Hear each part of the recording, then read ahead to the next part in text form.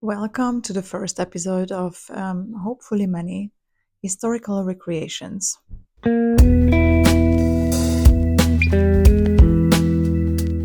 Title is still TBC, so let's see. I'm still thinking about it, but we have to get going, so I'm just going to leave it at that for now. In this first episode, I'm going to explore and study Balenciaga's Tulip Dress from 1965 on my half-scale dummy. I'm going to mainly focus on the shape of the garment and some key elements. Now, the original dress was made from silk gazar, which really helped with the silhouette of the garment as it stands away from the body. Silk gazar is essentially an organza, but it's like a double organza. So it does have the structure, but it's quite light. The fabric itself actually was developed by Balenciaga in collaboration with a textile firm, a Swiss textile firm, Abraham, back in the 60s. Now, for this demonstration, I'm going to use calico, I know, but we are just going to focus on the shape of the garment and some of its elements. So let's dig into this a little bit deeper. So the dress consists of an understructure, fitted lace corset, and the skirt is going to get attached to this corset. The skirt at the front is sitting higher, and then it travels to the back into a pointy shape. It has a center front and a center back seam, but no side seam, which was a signature to Balenciaga's designs. The back skirt features a few tucks or gathers at the waist. The second panel is hanging from the shoulder, finished in a pleat and tied with a band below shoulder point at the back. It goes around the arm and only attached with a bartek underarm, so it creates an illusion of a loose-fitting garment. The back of the dress also features a bow with a band. There is also a strap that is attached to this outer layer and also to the back top edge of the bustier.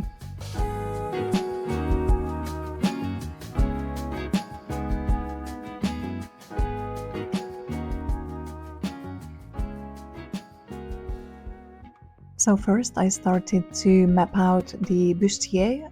So I secured my fabric at the center front, and then I secured it at the side seams, and then I just started to take the excess fabric away and just create some dots. Also on the overbust, and just cutting some excess fabric away.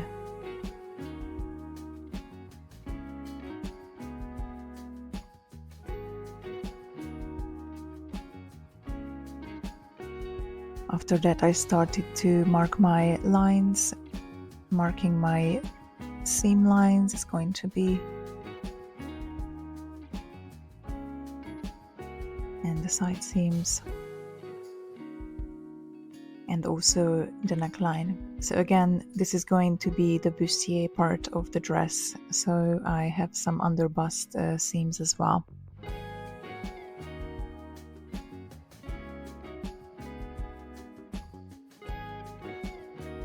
And then I started to attach the back.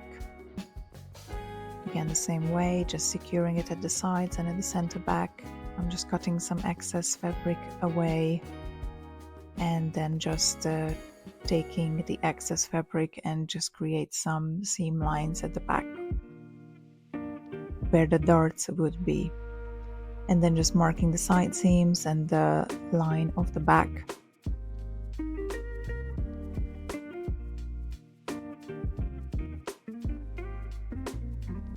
And again, I was not quite happy how the neckline was sitting, so I had to lower that.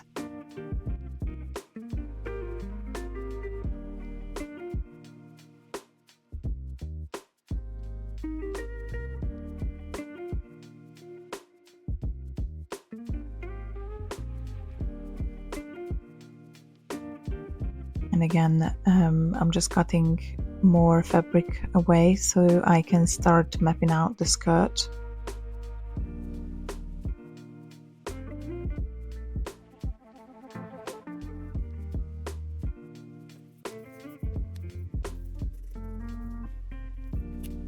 So I noticed that there is a slight drop at the back waist of the dress. So here I'm just adding a little bit of extra length to the back of the bustier. That's what this arrow is indicating there, that I need to add a little bit more so I can create this a little bit curved backdrop.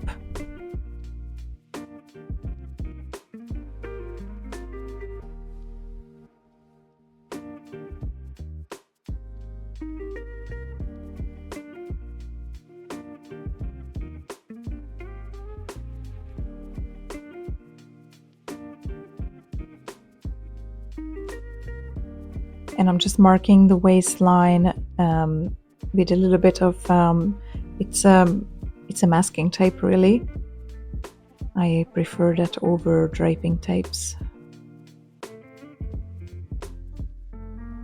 And I'm just taking the bustier off because I'm going to move on to the skirt. Right, so now I'm going to start working on the skirt, and the skirt itself doesn't have any side seams, so I am going to work on the front and the back at the same time. I'm just going to create a little dot at the back.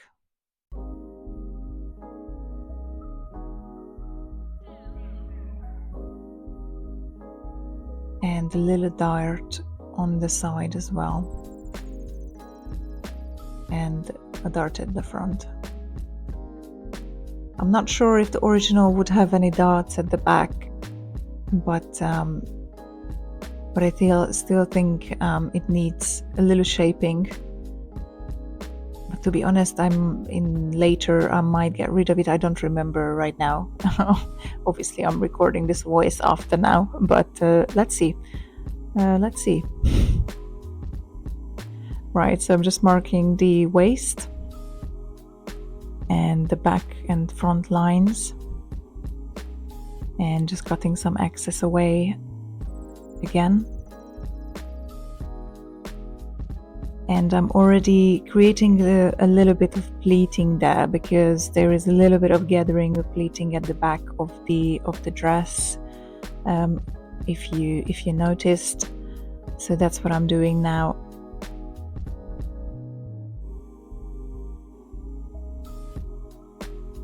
Again, just cutting excess away.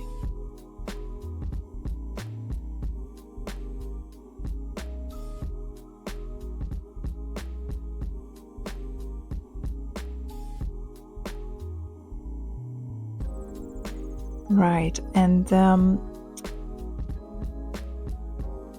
just measuring the length, because there are actually a lot of resources available on the Victoria and Albert's Museum website regarding this dress, and on their website there is actual measurements of the dress, so I want it to be true to the measurements in half scale, obviously, but I was trying to use the actual measurements of the dress regarding the length and whatever measurements I could get that was available. Yes, those resources were actually super useful just for me to also warm up for this project series. The next dresses that I have in line, and they might not have that much information, but for the first one I thought this is great. By the way, I'm just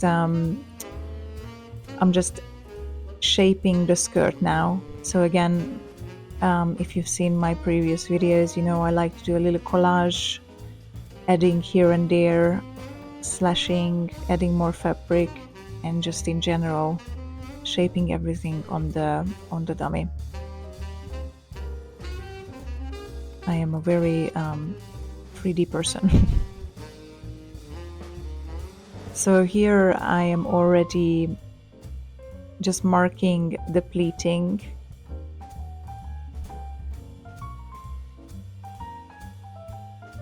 Because I'm just preparing this to be taken off. And here I'm already taking it off of the dummy. I'm just keeping the pins in position. So right now I have the skirt taken off, and as you can see I have these little inserts that I added when I was draping, and I'm going to further fill this in like so, and I'm just going to look at the picture again, my reference, what's the exact shape this should have. It's probably gonna happen that I'm gonna also just see the pattern on the dummy, the paper pattern. Right, so here I just have the calico piece of the skirt, and I'm just marking some pleat positions.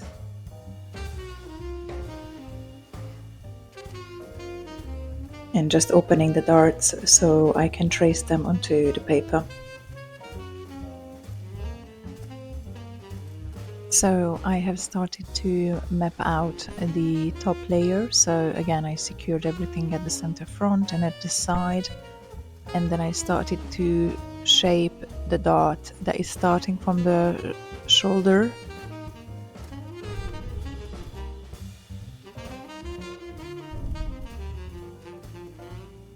And then it's gonna carry on through the bust and going down onto the hips. It's a fairly curved dart on the front.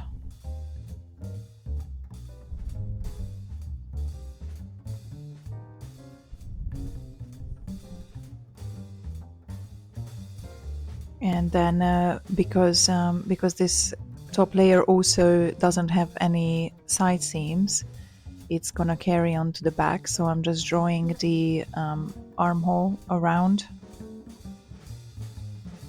and then just starting to mapping out the shape roughly.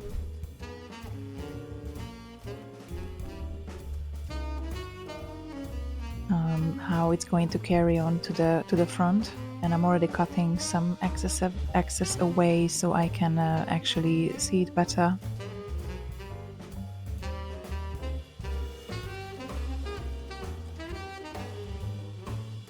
And just pinning it at the back,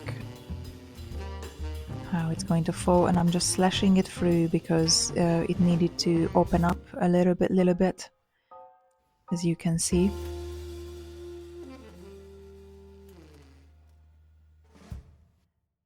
At this point I just carried on with the neckline before I was moving on to shaping those sides a little bit better. I just wanted to get rid of some excess fabric so I can see the shape better altogether.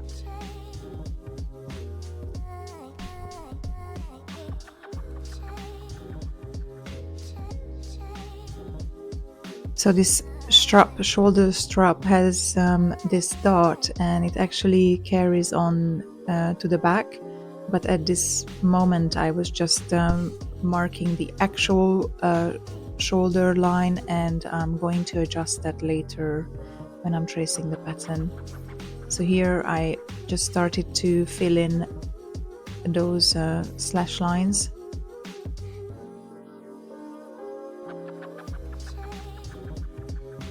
With just tiny scraps of fabric.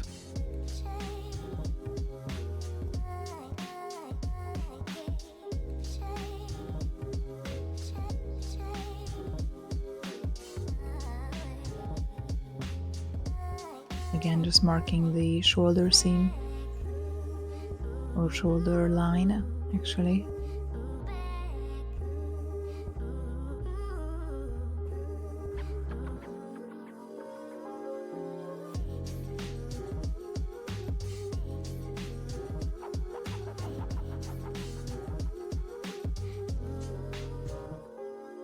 And again, I'm just adding a little bit extra fabric at the front. I have the skirt underneath because obviously these two pieces are like they speak to each other, so it needs to be proportionally correct, the way they intersect.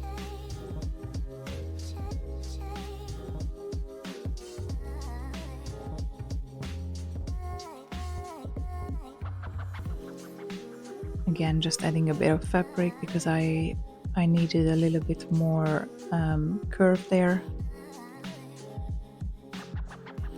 It's really just a little bit of a collage work that's going on. That's my method.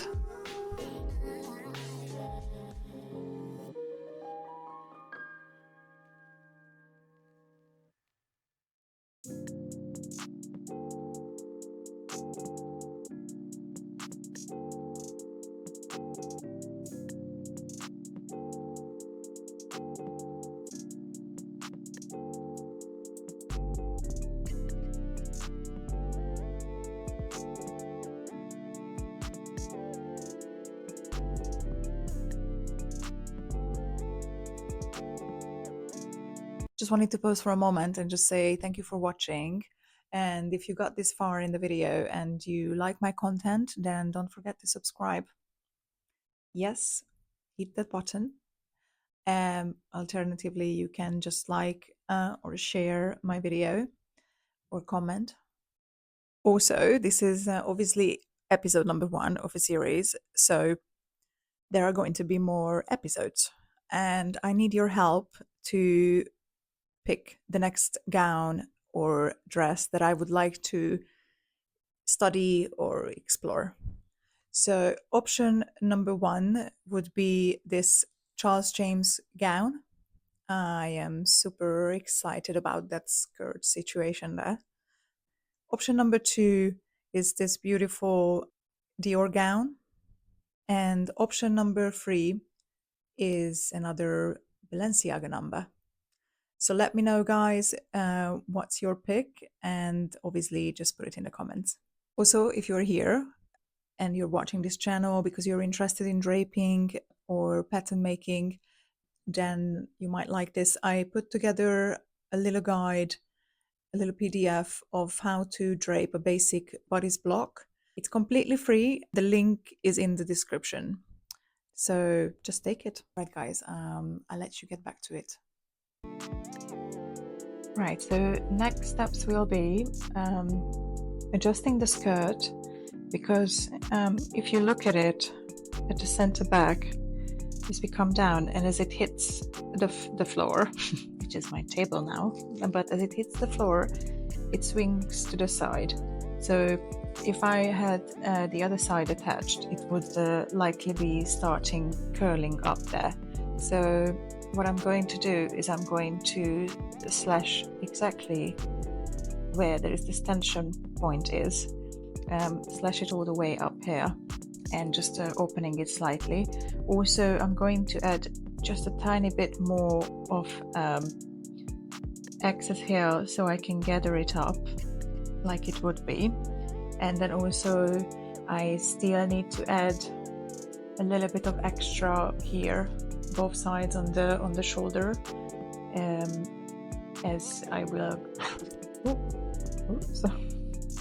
as I'm going to need a pleat here. So that's the next step, and yeah, so let's do that. So I'm slashing into the skirt as I mentioned, and just trying to see what the measurement should be as I open it. I'm not gonna fill this in now. I'm just going to do it on the pattern, as you can see. I just folded that line because that was the easiest way to get a straight line.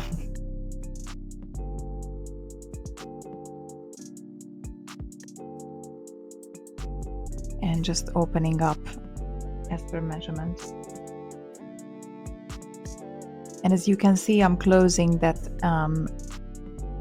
side dart that I previously had.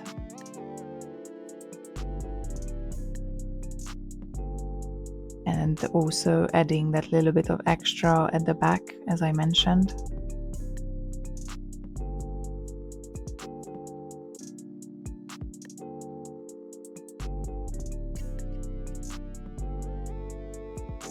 Right, this is my front piece now, and I'm just marking all my pinnings and dots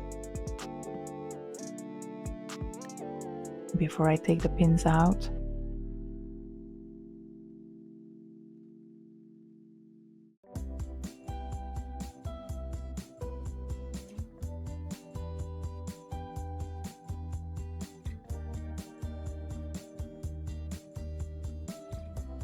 And just flattening it a little bit so I can trace it. I noticed that I needed to open up that shoulder area a little bit, because otherwise I wouldn't be able to cut it. And now I'm just gonna trace it to the paper.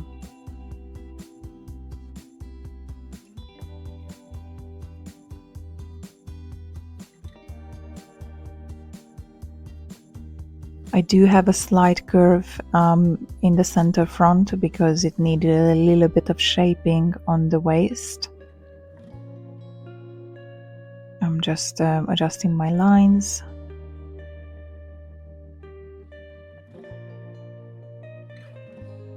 So here is that point when I'm going to drop the shoulder to the back. So I'm just tracing that little piece off and just moving it to the front.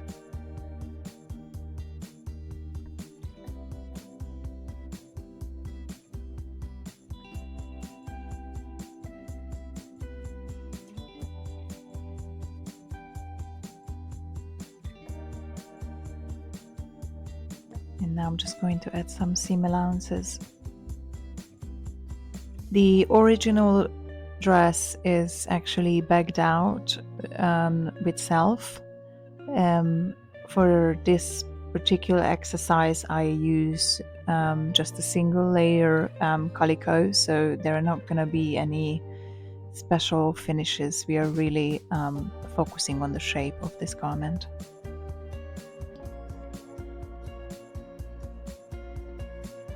Here I'm just filling it up a little bit because I think that curve was dipping there. And then I'm just going to trace the skirt pattern now.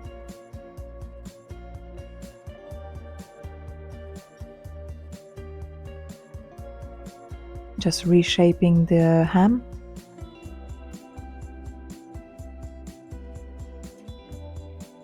And finally, I'm also going to trace the bustier pieces.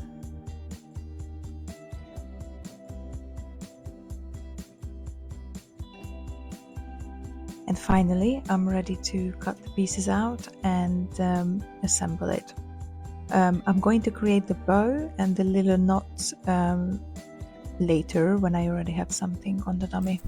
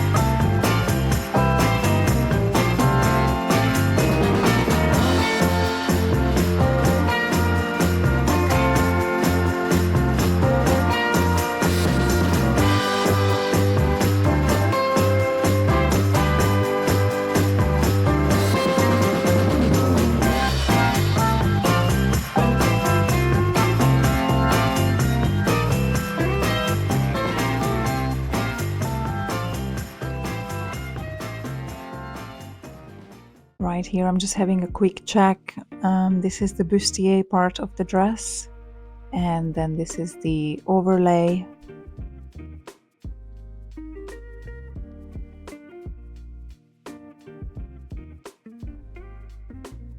And here I'm just trying to see, there is like a little pleat at the shoulder, and there is going to be like a little knot, like a little band that's gonna go over it, and also there is a strap attached at that point, and then also to the back bustier. And I am also trying to see the size of the bow, and also how much fabric I should use there, because that's also like tied with a little band that creates like the pleating on the bow. So this is the bow pattern, a fairly simple rectangle that is going to be folded and then folded again, and then folded and folded again. And then here I'm just preparing the little knots, or like little bands for the back and the bow. They do have one single pleat from what I've seen on the pictures. Now I only need to attach the little bustier to the skirt, and then I just need to do the big bow at the back, the straps, and the little knot. And the little knots I'm gonna have to hand stitch 100% because they are very, very tight. And guess what? I can't find my needles again. That's right. I cleaned yesterday. Probably I shouldn't have, because you know, the other day I found a bunch and I'm like, oh yes, where you've been all this time? Like, I was so happy, and now I can't find them again. So yeah.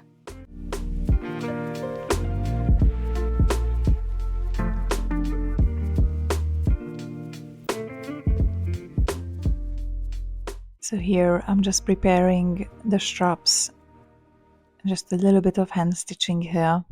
Again, this is a toile, really, so the finishing is not great on this, but again, we are focusing on the shape. So now that I have attached the straps, I could add the little bands, and adding just the one single pleat before I do that.